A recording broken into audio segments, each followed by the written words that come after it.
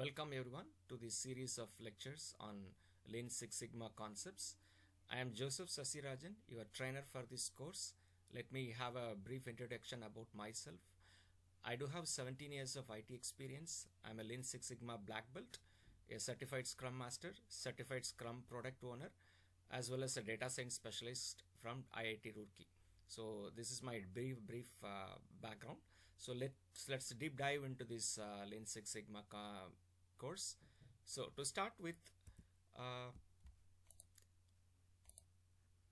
let me uh, delineate between what is a lean, what is a Six Sigma. So it is better to understand the concept from this point so that you can have a better understanding on the further points that I'm going to take it forward from here. So let me put in a simple way. So what is lean? Lean is a term coined by James Womack. So this person, he studied industrial practices in Japan and Germany to understand like how they are having more productivity with less input.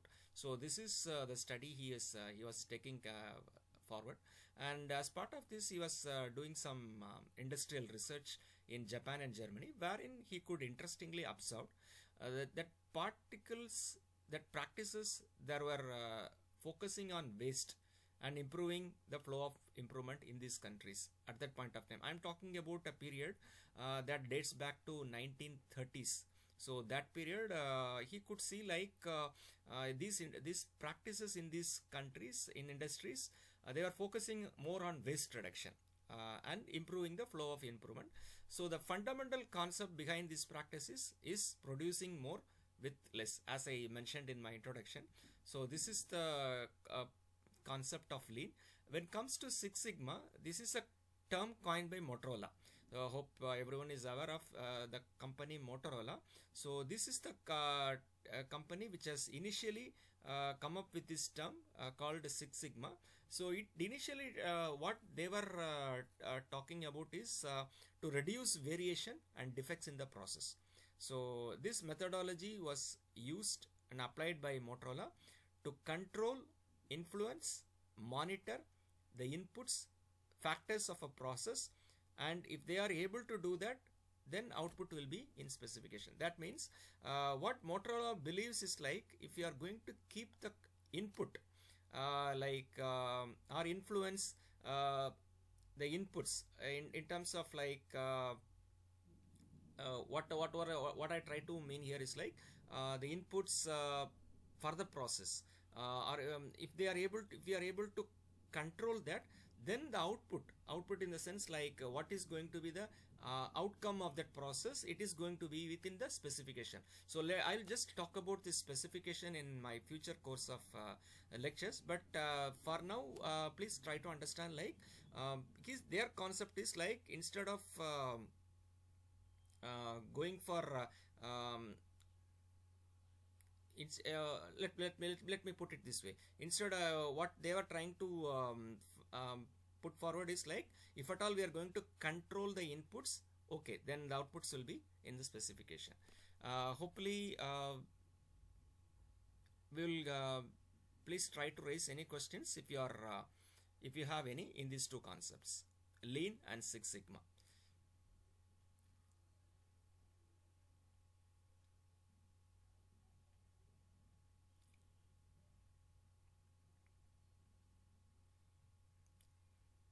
Absolutely fine. So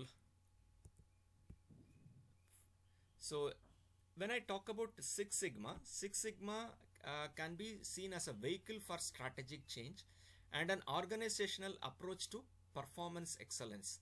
Okay, so it is important for business operations because it can be used to both increase top line growth and reduce bottom line costs. So in short, what we can perceive is like it's a tool for strategic change and organizational approach in order to achieve a business excellence in terms of performance excellence in the business. So so why we are doing this kind of strategical change through this tool? In order to increase the top line growth. That means the revenue for the company, in terms of productivity, in terms of customer satisfaction, in terms of increased quality of the product, we are actually going for this kind of tools.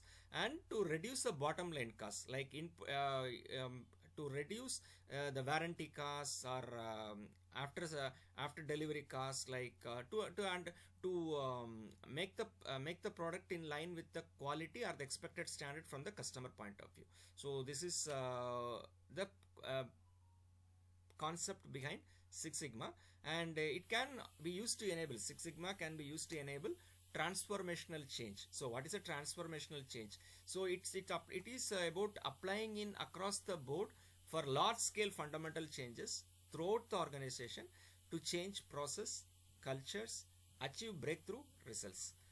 And it's also we can enable that for transactional change. So what is a transactional change? So it is applying tools and methodologies to reduce variation and defects and dramatically improve business results. So as I said, like Six Sigma, it serves for both purposes: transformational change of the organization as well as transactional change of the organization. Anybody has any questions in these 2 points? If you can feel free to ask me.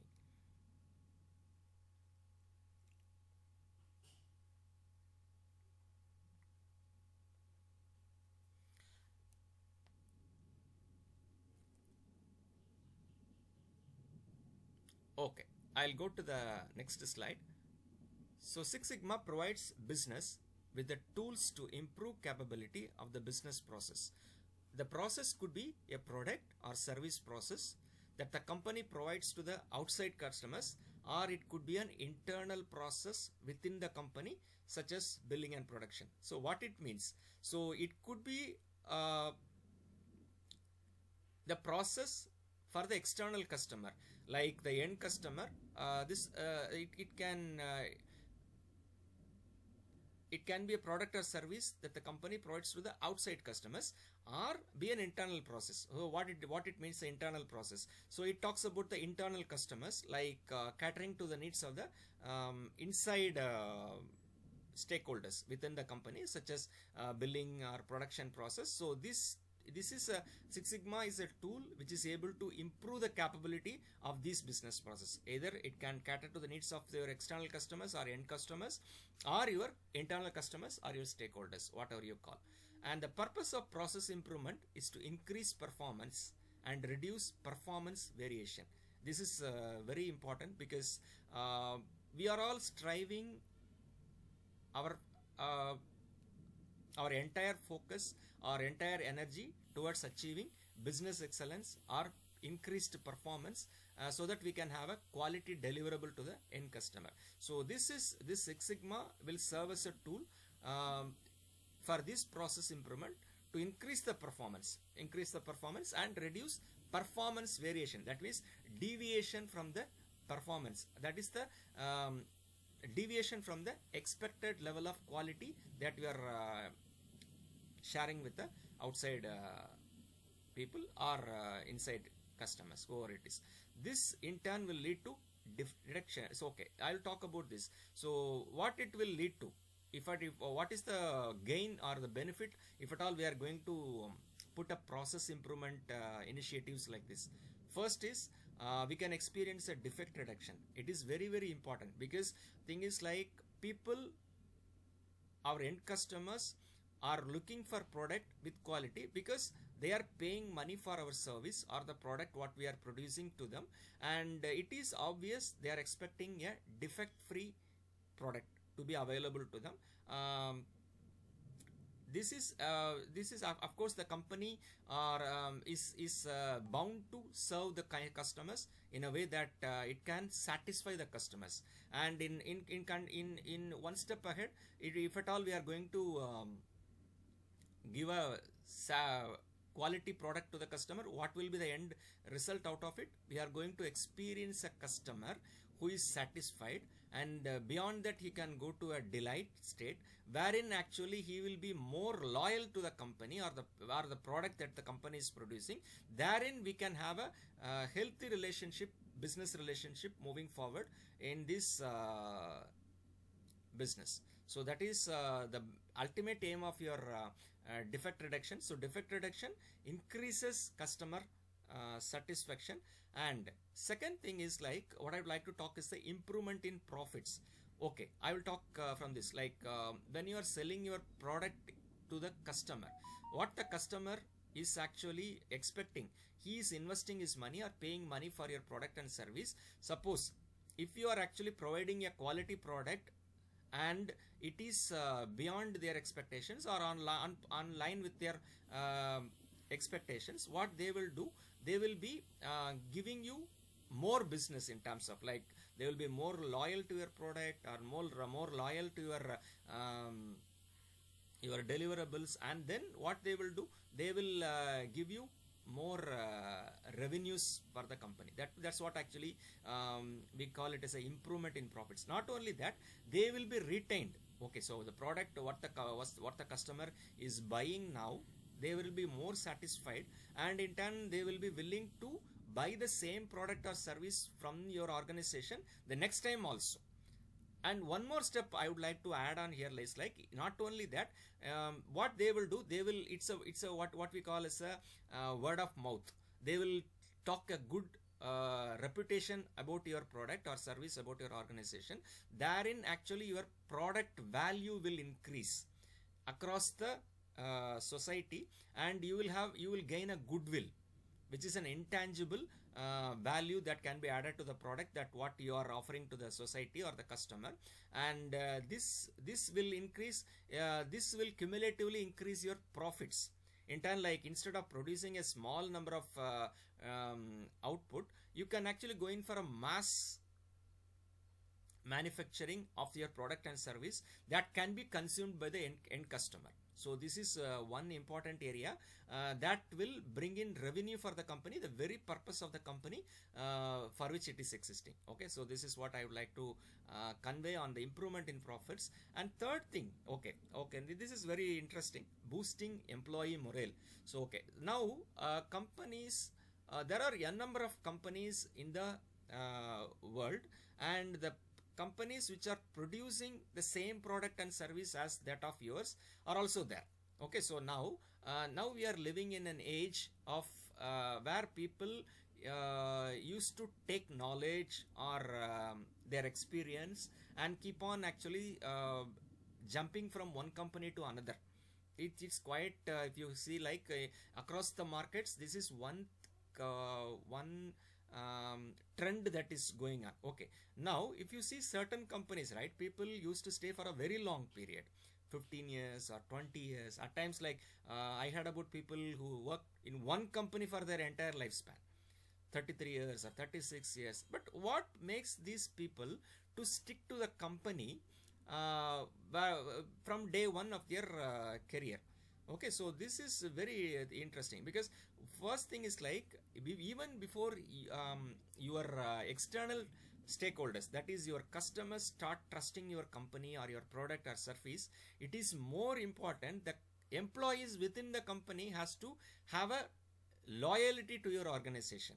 That how will you build that loyalty? By providing a good brand value of the company. How will you increase the brand value of the company? By making quality deliverables, products or service to the organization, wherein you will capture the imagination of your employees. Okay, I'm working in a reputed organization with a good brand value that has got a goodwill among the customers, and also my company takes care of me in all other activities as well, like societal or even for my career growth or stability point of view. So my company, they will in turn actually start trusting the company, trusting the brand value, trusting the ecosystem in your company. They will be it will add on to the employee morale in one sense. Like if at all, like consider a situation, if your company is producing a product that is not at all quality. Okay, so customers are dissatisfied, and you are first time you are able to sell it, but the next time comes like you are not able to reach your sales target. because of the bad mouth or the bad reputation your company is earning. Then what automatically it will do? Revenues will go down, brand value will get hit, and then actually employees will start move out of the company because of these concerns. Like if at all you are going to reduce the performance variation, directly what it will happen, it will increase the employee morale of the company. Okay, so that is one thing. And improvement in quality of the product, and eventually to business excellence. Okay, this is what actually I just now highlighted. Any questions in these areas, please feel free to ask me.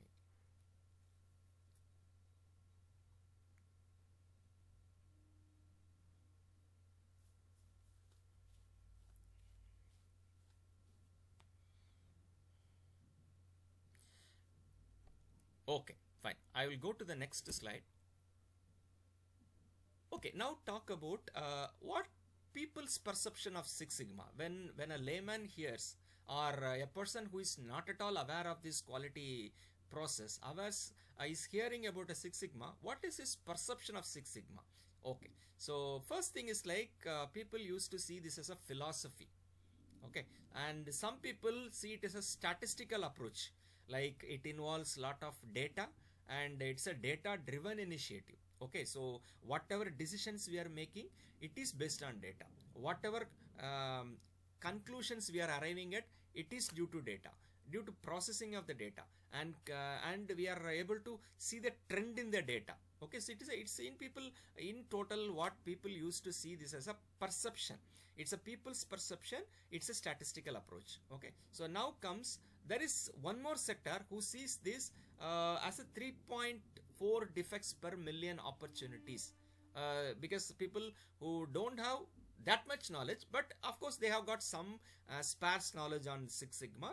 They had about, okay, it's a 3.4 defects per million opportunities concept or thing or whatever. So this is one perception people used to have, and another sector used to see this as a as one which is based on facts and data. Okay, so when people see Six Sigma, okay, Six Sigma, it's based on data and it's based on facts also. It's not about hype or assumption or some rumors. It is not like that. It is, there is some data and we need to unearth the trend in the data. For that we are doing multiple processing in the data, and for that actually we are doing some testing on the data. I will talk about more on the hypothesis testing, other steps, like what I'm just trying to refer here. So I'll just focus on that in my later point of later lectures. But general perception is like people believe it's a based on facts and data, which is very much important, because normally what people will be more attracted, or they will start trust in a process, is like if it is based on a fact, right, instead of a hype or instead of some figment of imagination or some rumors.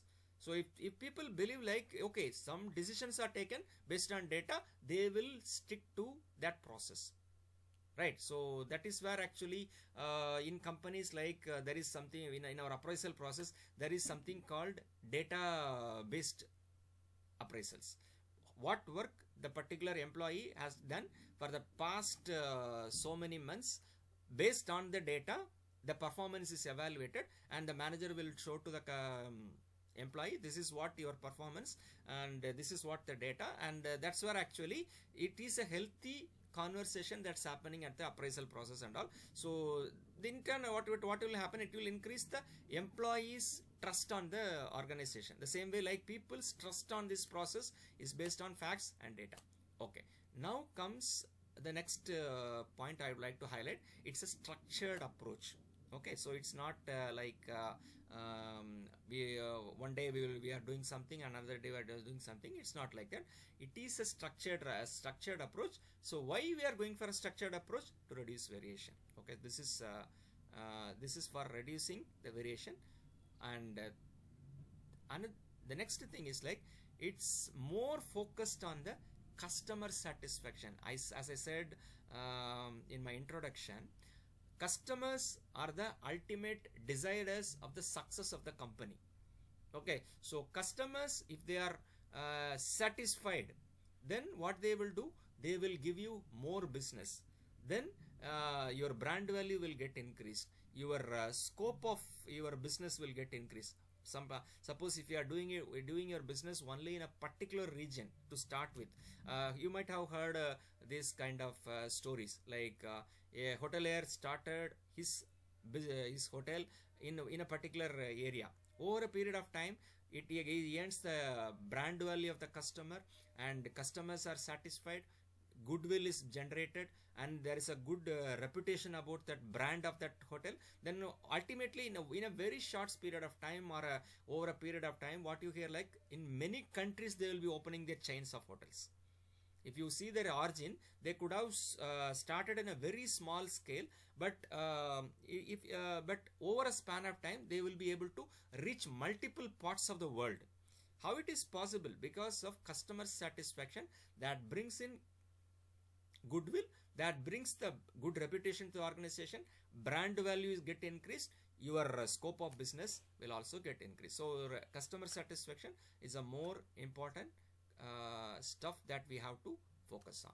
And then comes it's what is Six Sigma. Some people even think it's a metric or a methodology, and some people think it's a management system. Everything is correct.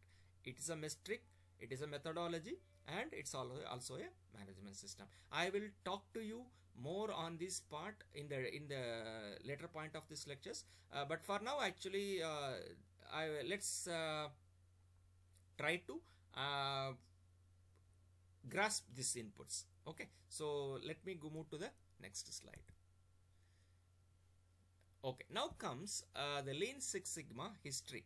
Okay, now till now we talked about what is a Lean, what is a Six Sigma, what is the perception, and what are the why this tool is enabled, what transactional change it is bringing in, what transformational change it is bringing to the organization, how it is going to increase your revenue, increase your customer satisfaction, produce your quality output, and then we talked about many things. Right now it's time to focus on the history of Lean Six Sigma.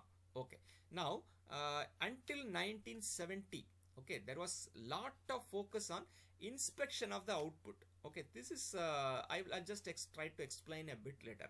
You produce something and you are putting your focus on what is the output. Okay, so you are doing a lot of inspection. That means you invest your time in quality control of your output.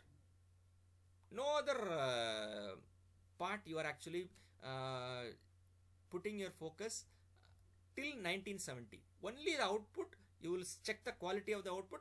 If the quality of the output is good, you will certify something. If it is not that much, you will certify something. That is how the quality process went on. It is focusing only on the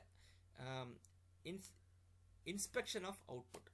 And Motorola want to move away from inspection based quality or efficiency, and instead wanted to focus on controlling the input so that the output will be in specification limits are predictable. Okay, this is a paradigm shift in the thought process till the time the companies were practicing. Okay, so now Motorola thought, like, if at all I am going to control my input, that will in turn influence my output, so that my output will be in within specification limits, or it could be a predictable output what I am just envisaging. Okay, so this is the starting point of this Lean Six Sigma. And Lean Six Sigma as a methodology can help an organization reduce waste, improve the flow of product, services, and reduce variation and defects in products and services. So this point we already discussed. Let me not repeat this one more time. So this can be achieved by not inspecting the output, but controlling, influencing, and monitoring the input of the process. Okay, so I hope I'm able to convey the message clearly to you. If at all you would like to raise any questions here, please feel free to.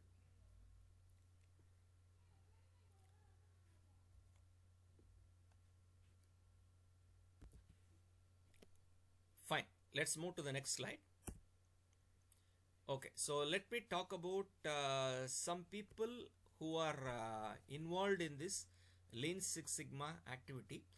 To start with, in the late 1970s, uh, Dr. Michael Harry, he's a senior staffing engineer at Motorola Government Electronic Group. Okay, so what he did, he experimented with problem solving through statistical analysis, and what he could achieve is like he could prove that CEG's product were designed and produced at a faster rate with reduced cost. Okay, what this man was doing is actually doing an experimentation uh, wherein he could see he is able to produce more, that is at a faster rate and with a good design, but with a reduced cost. Okay, so this is the, because any business activity, it will thrive provided if it is going to involve a controlled cost, a quality output, and a satisfied customer. Okay, so this man is able to achieve this through his experimentation in the Motorola in the 1970s, and subsequently in 1987. Okay, so this period when Bob Galvin was the chairman of Motorola Six Sigma. Okay, so sorry, chairman of Motorola, Six Sigma was started as a methodology. So till that point, it has not been approached as a methodology, but this is the first person who is able to start this as a methodology in Motorola, the same organization where Dr. Michael Harry was working. So Bill Smith, together with Dr. Michael Harry, both of these people devised a six-step methodology with a focus on defect reduction and improvement in yield through statistics. Okay, so now Bill Smith, as I would like to highlight one thing here. So Bill Smith is considered as the father of Six Sigma. So he's actually considered as a father of Six Sigma, and he together with Dr. Michael Harry, he devised a six step methodology. What it's all about? It's about reducing the defects and improvement in yield. That is through statistical approach. This is the thing. And next comes Allied Signal under the leadership of Larry Bossidy. Okay, this man you see in the third picture in the right. So he's the one. And General Electric under the leadership of Jack Welch, the fourth person whom you are seeing in the right hand side of your slide. He's the one who spearheaded widespread implementation of Six Sigma in their organizations, because as you are aware, like any quality process, it has to be driven from the top, not from the bottom, right? You need to have a financial support, resource support. You need to have a backup from your top management. Then only you will be able to disseminate that quality process across your organization. Or else what it will do, if the management is not supporting your quality initiative, of course it will not be a non-starter. We can conduct trainings, we can actually go for seminars, we can do a lot of talks on this Six Sigma, other everything. But if at all the management it is not supporting, it is focused only on delivery, not on the quality, what will happen? It will not kickstart. Quality process will not kickstart. But in this case, like as I said, like Larry Bossidy from Allied Signal and Jack Welch from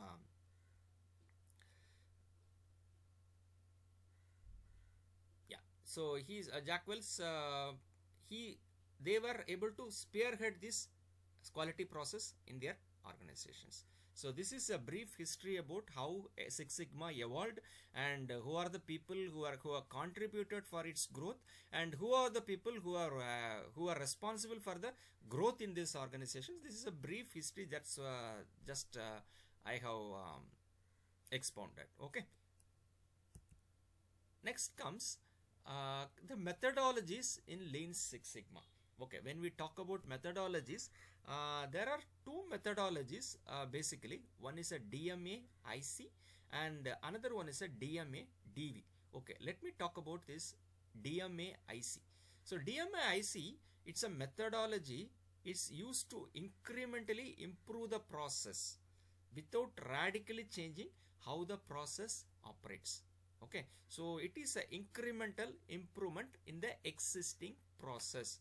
That means, say for example, some 4 decades back or 3 decades back, the time when ATMs were not there. Okay, please try to understand. When Paytms were not there, when phone pays were not there, even digital economy is not in place. Just consider the situation. Those era. What if you go to a bank, like there will be, in order to withdraw a cash, whatever you have deposited or whatever you are trying to apply from the bank, you will have to go through 4 counters minimally. Okay, so this I am talking, these 4 counters, what are all? You have to first get a token, and then you have to check your passbook, and then you have to update your passbook, and then you have to realize your money from some other counter. That means it's a cumbersome process. Like, you have to draw your money, but you have to go through multiple process in order to get your money from the bank. So okay, now comes consider this. Okay, so now how to incrementally improve this process. Instead of 4 counters, what will happen if I am going to put it in a single counter, single window, wherein you will encash the check. Okay, so this is what I mean as a incremental approach. Now comes the DMA DV. This methodology is all about radically changing how the process operates. Okay, now as I said in my intro, we are not at all going to banks to withdraw money. What nowadays we are doing, either we go to ATMs to withdraw our cash, or we can transact our money digitally through Paytms, Phone Pays, or Google Pay nowadays. So for easy transaction of money, that is within fraction of seconds we can realize that benefits. Okay, so this is somewhat a radical thing that people might not even imagine 30 years back or 40 years back, right? So this is what I mean is a radical changing of how the process operates. Okay, now comes when you talk about any improvement initiatives. Okay, so there are 5 basic questions that will arise in people's mind. What it is? What should we improve? Okay, so I'm just consider a situation. You are trying to undertake some improvement process in your organization. Okay, so to start with, I will check, like there is a delay in taking calls, one thing, or there is a delay in transaction time, and I'm not able to get my money back from my customer in the stipulated time, or there is a waiting time. I'm not able to get the tickets faster, or in the expected time. There is a delay in the process. So this is what I could see as a problematic area, or the pain area, or the area wherein actually I need to improve. So first thing is, like, whenever you are going for an improvement initiative, first thing, and that too I'm talking about from the DMA IC perspective. So what the D defines, it's define. Whenever you are undertaking a project, first thing is, like, you need to understand what should we improve in this project. This is the first thing that you have, your first question you are supposed to come up with. And to identify the pain area of the organization, there are different ways that are the channels through which actually you can understand the pain area of the organization. They are scorecard, your dashboards, survey forms, customer complaints, etc. Okay, so I'll talk more on the scorecard or the voice of customer, all these things in course of time, but try to get the points now. Like, these are all some of the areas wherein actually I can pull the input for my pain to understand the pain area of my organization. Okay, so now first thing is, like, whenever you are trying to come up with a DMA IC project, first thing is like that what is the purpose of the project, and what is the benefits that you are going to realize out of that project, and what is the revenue that you are going to bring in from the project, and as customer satisfaction, all these things, right? It needs to be properly documented, and it has to be articulated or communicated to your top management, who is nothing but the project sponsor, and make them convinced, and in turn they have to approve this project, so that actually you can start initiating your improvement process. So this documentation, like initial documentation that carries this business case, this stuffs, right? So this what we call as a project charter. Okay, so it is nothing but it's an opportunity statement. It's a business case wherein we can wherein we will state, like, if we improve, how much money can be saved, what is the impact on the customer, okay, and what are the measurable parameters we are trying to improve. Okay, so a measurable parameters I will talk in course of time, and the goal, how we are going to measure the success of the how we are going to measure the success, and what is the scope of the initiative. It is very important, like what is the uh, what are the impacts this project is going to make, in one sense, like what is the scope, like in terms of revenue, in terms of your resources, in terms of all these things, right? It is the scope of the initiative, and who will be engaged. It is very important, like it could be from a cross functional team. Okay, so you need experts from different areas. You need people from IT, accounts, you need people from management as well. So a lot of stakeholders will be there, so what we call as like the team members. And what are the key milestones that you are going to achieve, like I'm going to undertake a 6-month project or a 3 month project. So within the first 4 weeks, what I'm going to achieve, what is the achievement after second month or the third month. So this what we call as a milestone, like in this particular phase, at this particular point of time, what I'm going to realize. So this is what I would like to take it as a key milestones of the project. So any questions, please feel free to ask.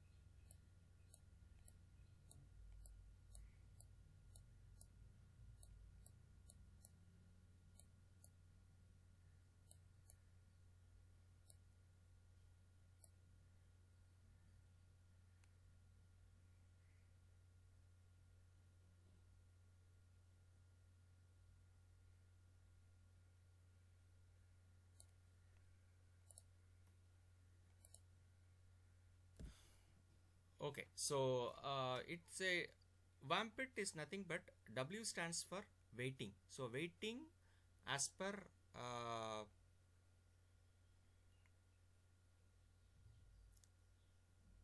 Six Sigma, it's a waste. Okay, so this is a waste, and over processing, like you are processing more than what you require. This is also a waste, and this needs to be eliminated. And rework, doing the same thing again and again to realize the same output. So it's a form of waste. What Six Sigma uh, consider, comes up with. And motion, like unnecessary movement is also a waste. And overproduction, producing more than what you require, this is also a waste. And uh, inventory, of course, unnecessary inventory is also is a waste, what Six Sigma says. And transportation, okay, so transportation without proper meaning, or without any reason, it's also a waste that needs to be eliminated.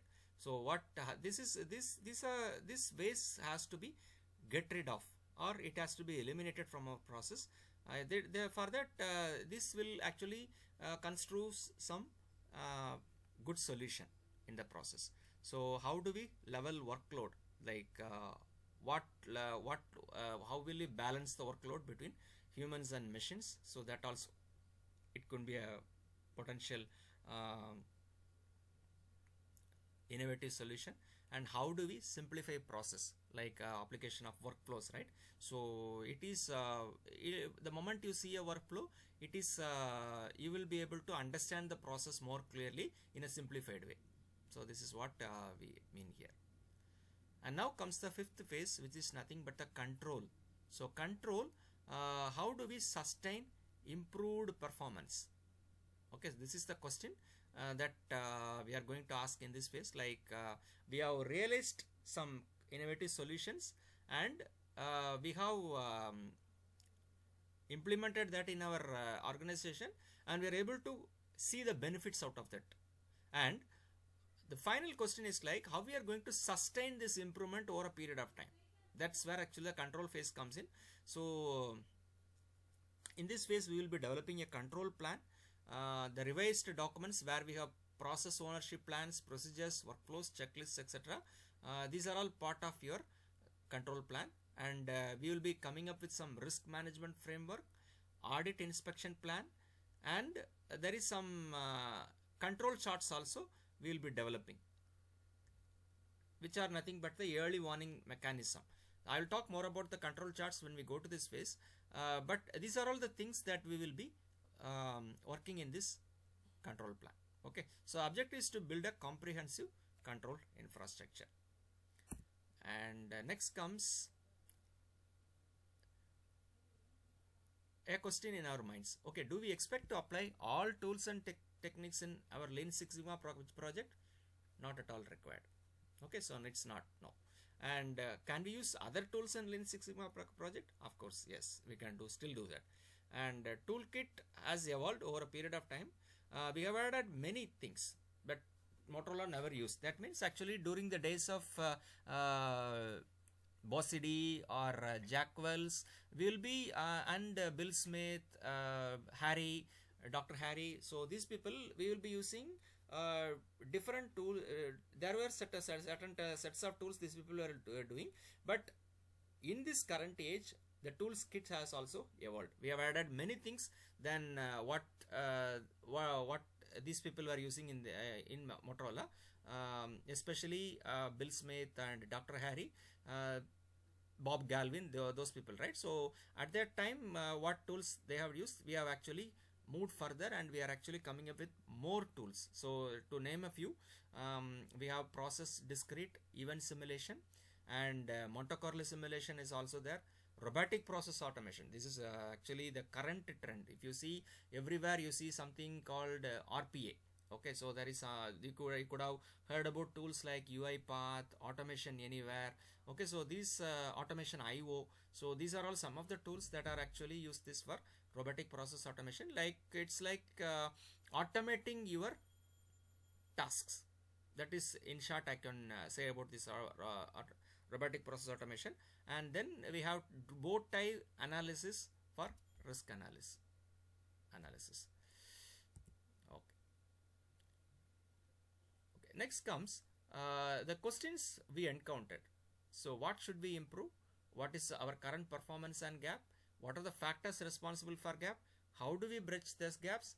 How do we sustain improved performance? So this is the total 5 questions that we discussed in this DMA IC phase. And how do we build a culture of continuous improvement? Okay, and this is one basic question that will be arising in the minds of people, like, okay, now I heard about these tools, these concepts, and continuous improvement, all these things, but how I am going to build this as a culture in my organization? Okay, so for this you can use or apply any tool if you think it is fit, and you can encourage your team members to participate in problem solving. This is more important, participation of people in the problem solving. This, unless and until we are going to do this, we can never do a process improvement. It has to be involved, like from the management level to the last employee.